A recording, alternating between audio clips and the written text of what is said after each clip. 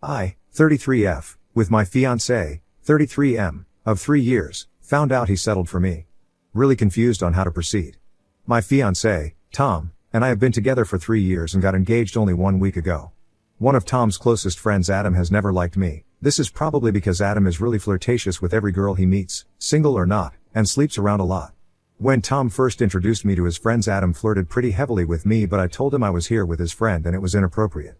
Tom found out later about this and seemed amused because Adam flirts with everyone because that's just Adam, but seemed to appreciate me telling him to back off. Ever since then, Adam and I have had a bit of a strained but civil relationship.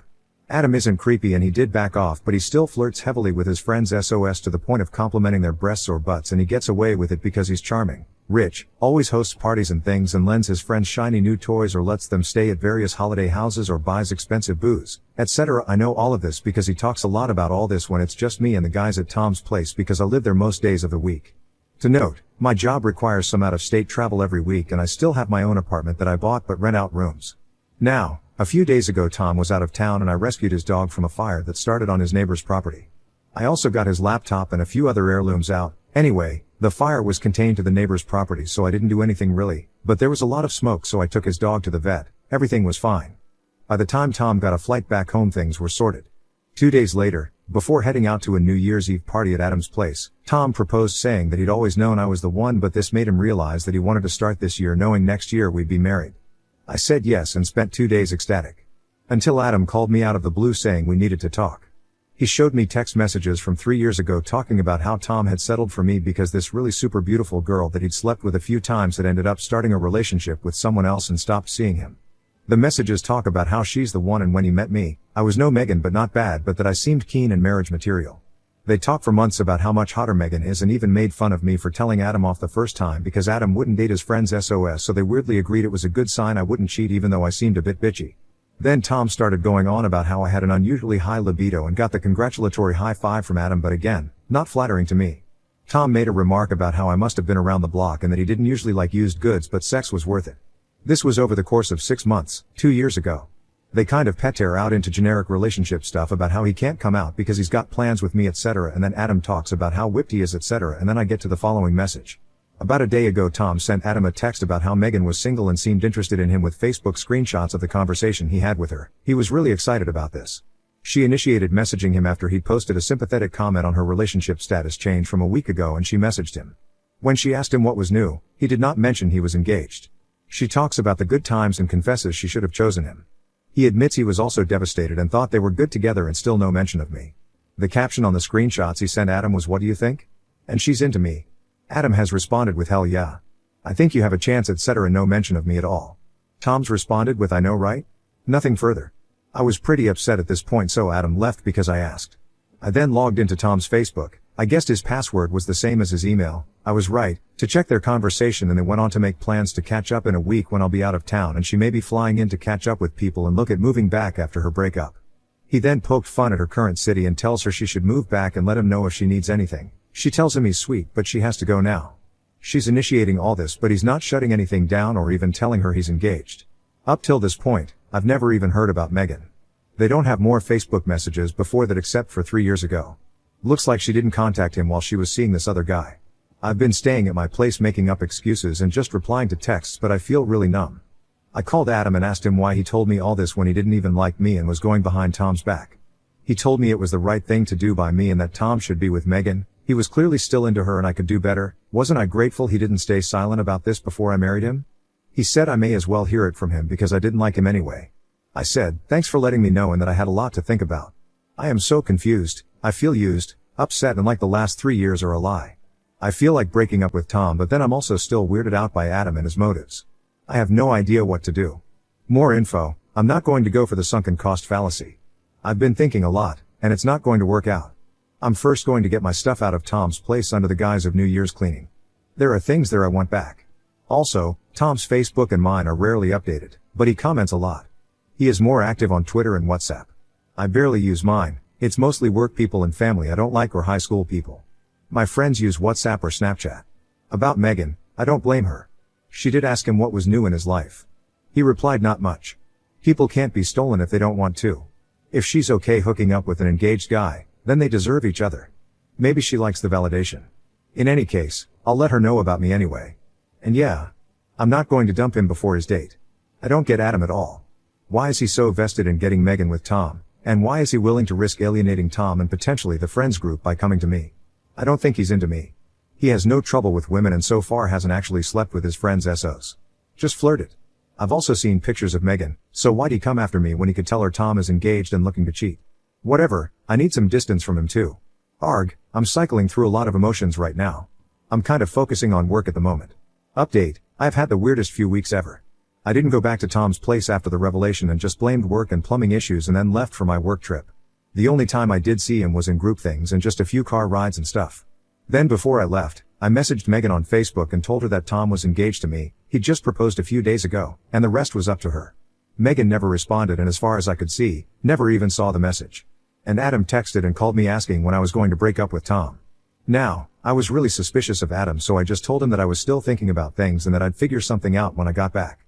Adam then called me telling me that these guys, his friend group, were users and leeches and Tom was no exception. He was just using me. I told him that I wasn't going to be collateral damage in whatever issue he had with his friends and besides, he was the one letting them leech off him for so many years anyway. I ignored him after that. I still don't know what's going on inside his head.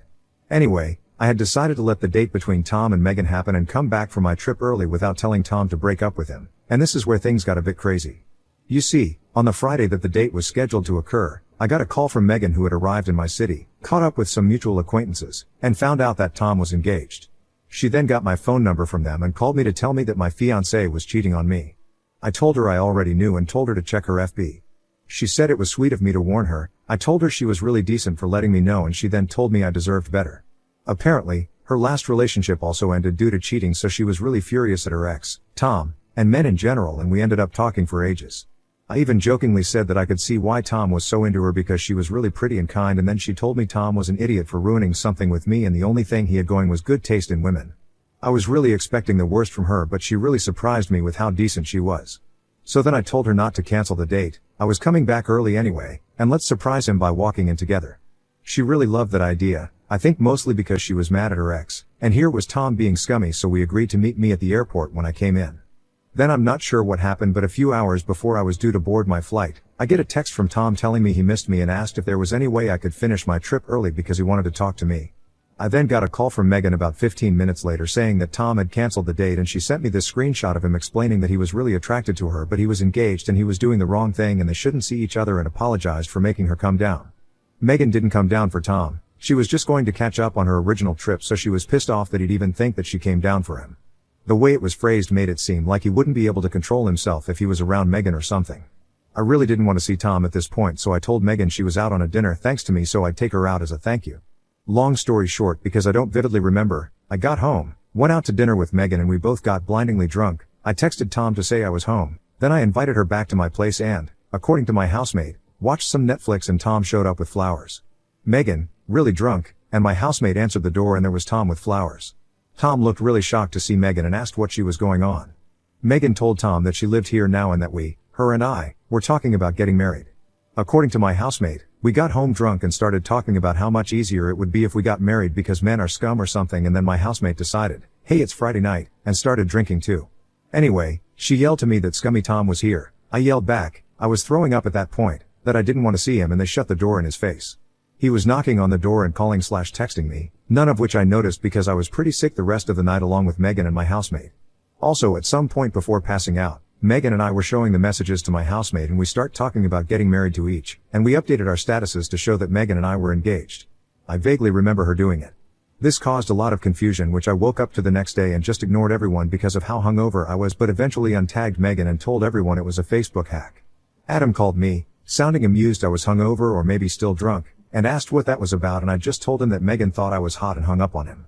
Anyway, later I texted Tom and told him to not contact me for 2 days. Megan left and hung out with her friends and had a good trip. She's back home now, she's blocked Tom on everything but not before tagging in a pretty mean update. Tom was pretty miserable, we talked a few days later, and I gave him back the ring. He said that he realized his mistake, that he never would have cheated on me because he couldn't go through with it, etc. I pointed out that at the start of the relationship he'd told Adam that I was nothing, talking about me like used property. He denied this but I told him that Adam had shown me the texts.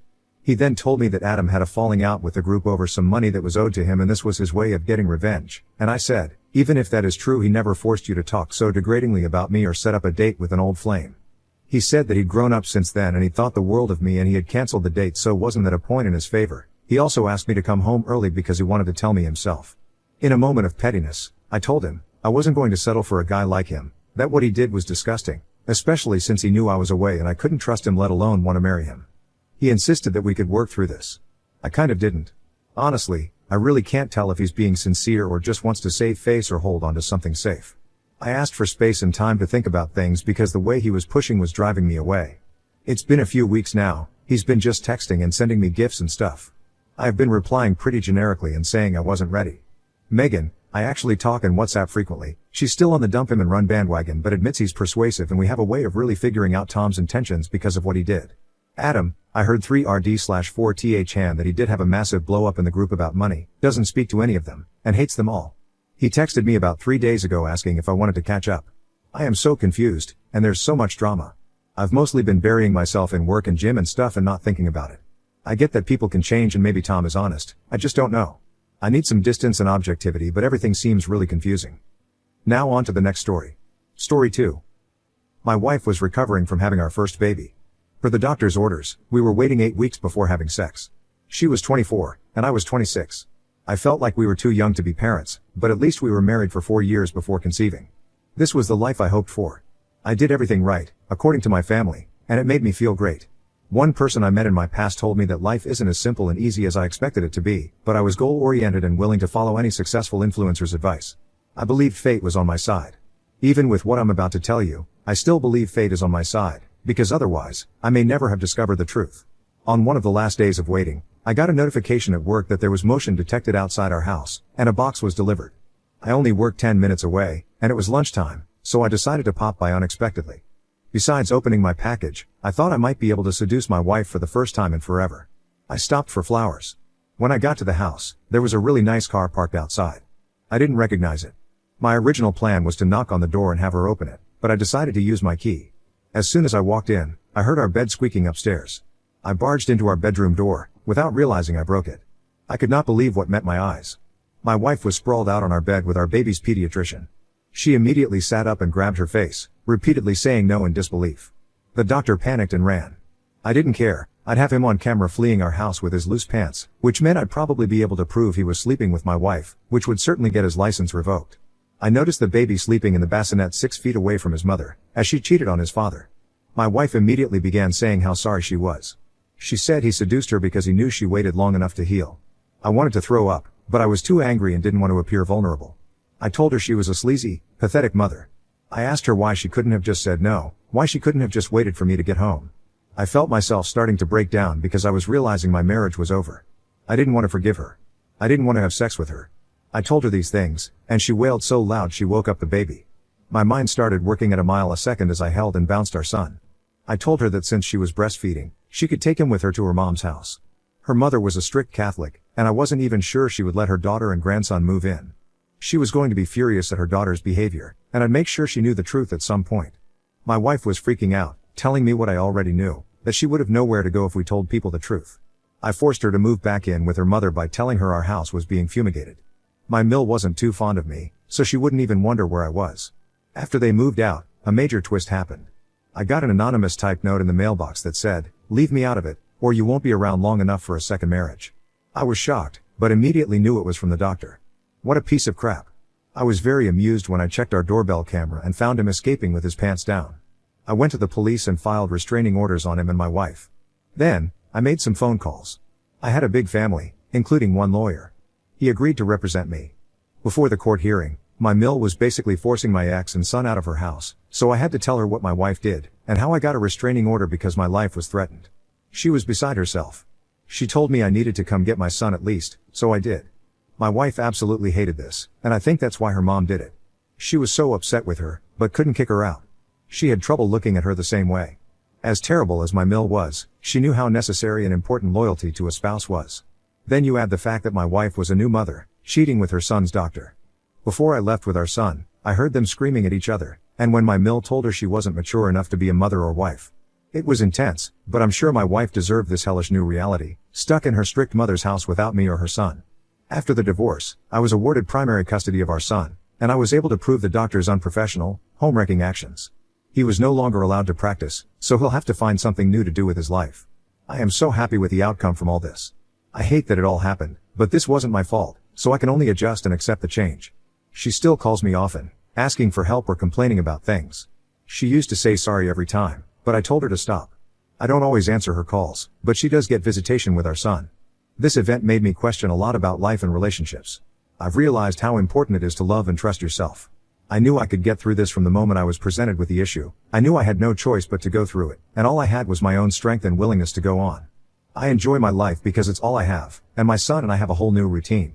My sister watches him while I'm at work, and she loves it. I enjoy my own company and my son's, and when it comes to dating, I just take it slow and make sure everything feels right about it. That's all anyone can do. I hope anyone reading this realizes how great it is to experience life at all. I won't let this painful end to my marriage make me question how wonderful life is.